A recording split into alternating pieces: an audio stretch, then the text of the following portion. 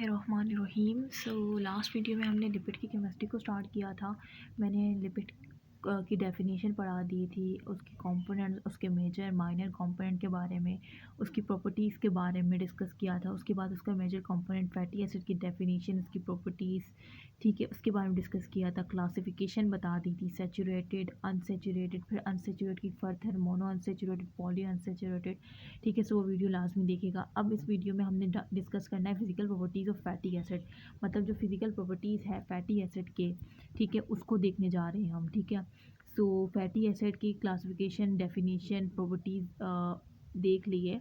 अब हम physical properties देखने जा रहे हैं कि melting point of fatty acid, melting point of fatty acid का क्या फ़र्क पड़ता है उसकी फ़िज़िकल प्रॉपर्टीज़ में। पहले क्या आ जाता है, melting point of fatty acid.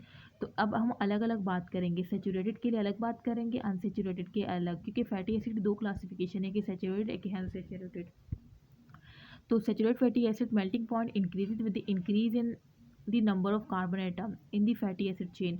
तो आपने याद रखना है कि सैचुरेटेड फैटी एसिड में क्या होता है कि मेल्टिंग पॉइंट इंक्रीज़ करता है, किसके इंक्रीज़ करने से, नंबर ऑफ कार्बन एटम से, मतलब डायरेक्ट रिलेशन है। जितने number of carbon atom fatty acid में ज़्यादा होंगे उतना ही उसका मेल्टिंग पॉइंट ज़्यादा होगा, ठीक है। मतलब मेल्टिंग पॉइंट का डायरेक्ट रिलेशन है नंबर ऑफ कार्बन एटम से, ठीक है। ये बात याद रख लें। देखिए मैंने शॉर्टली लिख दिया है, ठीक है। किस में, सैचुरेटेड में मेल्टिंग पॉइंट का ये रिलेशन है। अब अनसैचुरेटेड में क्या रिलेशन है मेल्टिंग पॉइंट का, ठीक है, कार्बन एटम के साथ। तो melting point increases with the decrease the number of double bonds. अब इसमें इन्वर्स रिलेशन है, ठीक है। जो number of carbon double bond है ना, उसका इन्वर्स रिलेशन है, इन्वर्सली प्रोपोर्शन है मेल्टिंग पॉइंट। मतलब अगर डबल बॉन्ड ज़्यादा होंगे फैटी एसिड में, ठीक है, तो उसका मेल्टिंग पॉइंट कम होगा, और अगर डबल बॉन्ड जो है वो कम होंगे तो उसका मेल्टिंग पॉइंट ज़्यादा होगा, ठीक है। सो ये अनसैचुरेटेड में इन्वर्स रिलेशन है, ठीक है, डबल बॉन्ड से मेल्टिंग पॉइंट का। सॉलिबिलिटी का डायरेक्ट रिलेशन है number of carbon double bond से, ठीक है। Solubility of fatty acid increase with increase in double bonds, ठीक है। मतलब जितने डबल बॉन्ड ज़्यादा होंगे फैटी एसिड में उतनी ही उसकी सॉलिबिलिटी ज़्यादा होगी, ठीक है। जबकि मेल्टिंग पॉइंट का क्या है कि इन्वर्स रिलेशन है, सॉलिबिलिटी का डायरेक्ट रिलेशन है। तो ये मैंने आपको बता दी, ठीक है।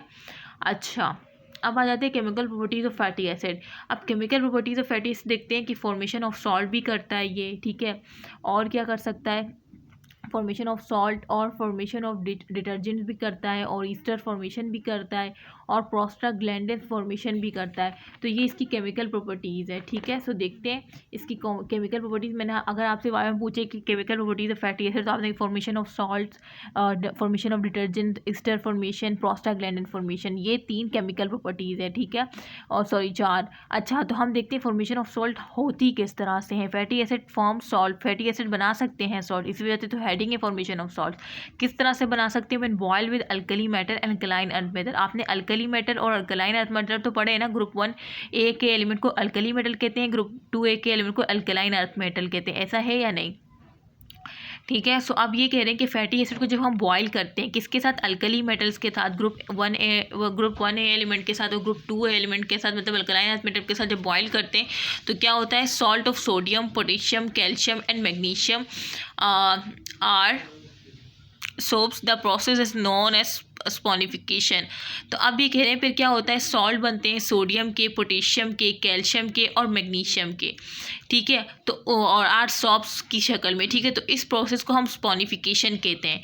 तो अब आपने याद रखना है, जो सॉल्ट की फॉर्मेशन हो रही है, जैसे सारी सी बात हमने फैटी एसिड को जब बॉयल किया अल्कली मेटल और अल्कलाइन अर्थ मेटल के साथ, तो वो रिएक्ट कर जाएगा, ठीक है। जैसे सोडियम जो है एक अल्कली मेटल है, तो जब सोडियम के साथ फैटी एसिड रिएक्ट करेगा तो हम बोलेंगे सॉल्ट ऑफ सोडियम बना। इस तरह से पोटेशियम के साथ करेगा सॉल्ट ऑफ पोटेशियम, कैल्शियम, इन सबके सॉल्ट बन जाते हैं। तो इसको हम स्पॉनिफिकेशन कहते हैं, ठीक है। मतलब ये एक स्पॉनिफिकेशन प्रोसेस हो रहा है, इन सबके सोप्स बन रहे हैं। So this process called saponification, ठीक है। The sodium and potassium salt are soluble. अब आपको पता होना चाहिए कि जो सोडियम और पोटेशियम के सॉल्ट्स होते हैं वो सॉल्युबल होते हैं, ठीक है। लेकिन जो कैल्शियम और मैग्नीशियम के सॉल्ट्स होते हैं वो इनसॉल्युबल होते हैं, ठीक है। एक तो आप इसको अंडरलाइन कर लें कि स्पॉनिफिकेशन होता है, फॉर्मेशन में एक प्रोसेस होता है स्पॉनिफिकेशन, ठीक है। सो ये आपको पता होना चाहिए। और दूसरा ये कि सोडियम पोटेशियम की जो है वो सॉल्युबल होते हैं, और ये बाकी जो है वो इनसॉल्युबल होते हैं। और ये पता होना चाहिए कि फैटी एसिड को हम क्या कर रहे हैं, फैटी एसिड को हम बॉयल कर रहे हैं किसके साथ, अल्कली के साथ और अल्कलाइन अर्थ मेटल के साथ, देन जो है सॉल्ट फॉर्म हो रहे हैं, ठीक है। ये आपको पूरी डिटेल पता होनी चाहिए, अगर बारे में पूछे तो आप बता सकें, ठीक है। सो ये फॉर्मेशन ऑफ सॉल्ट हो गए। अब आ जाते हैं ये तो हो गया ना insoluble in water.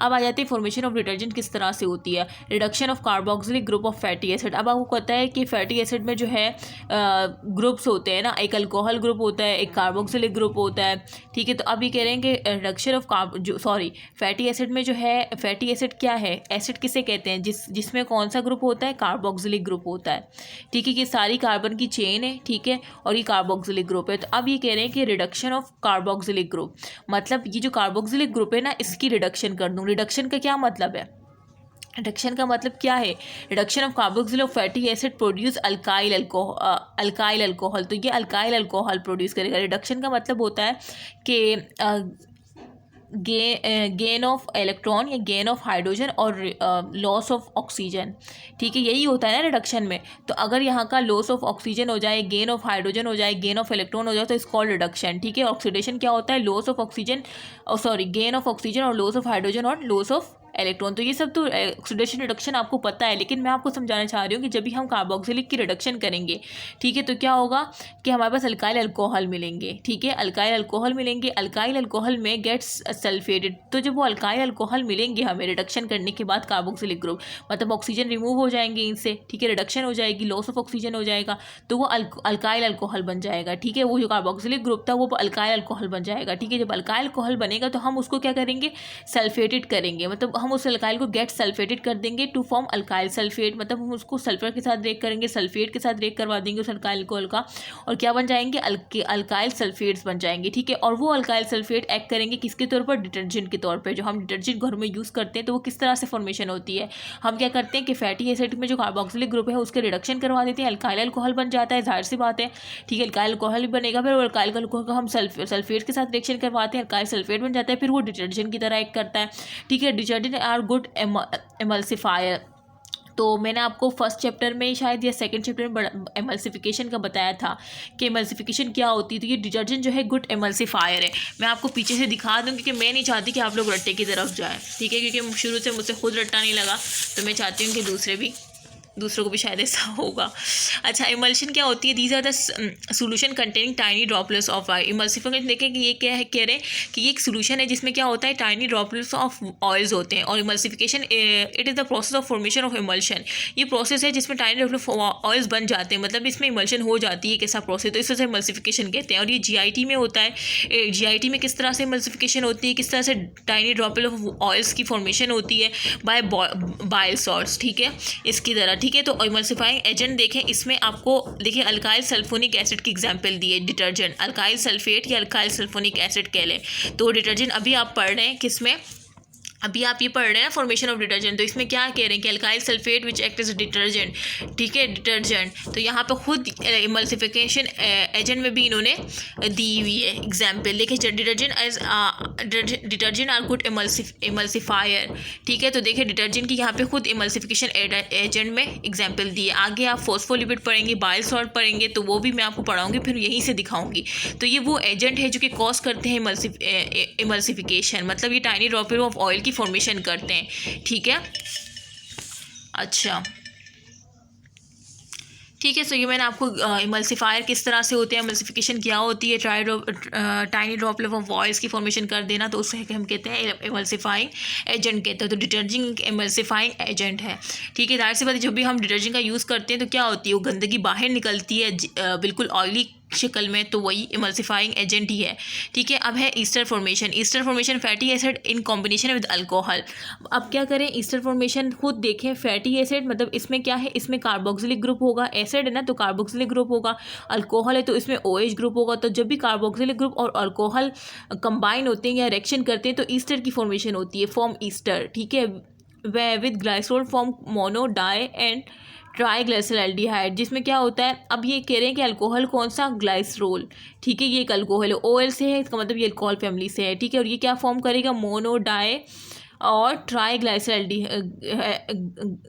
Triglyceride with other alcohol, और विद अदर अल्कोहल के साथ ये वैक्सेस फॉर्म करेगा। तो आई होप कि आपको समझ आ गया हो कि ईस्टर फॉर्मेशन जब भी हम फैटी एसिड को अल्कोहल के साथ रिएक्शन करवाएंगे ईस्टर की फॉर्मेशन होगी।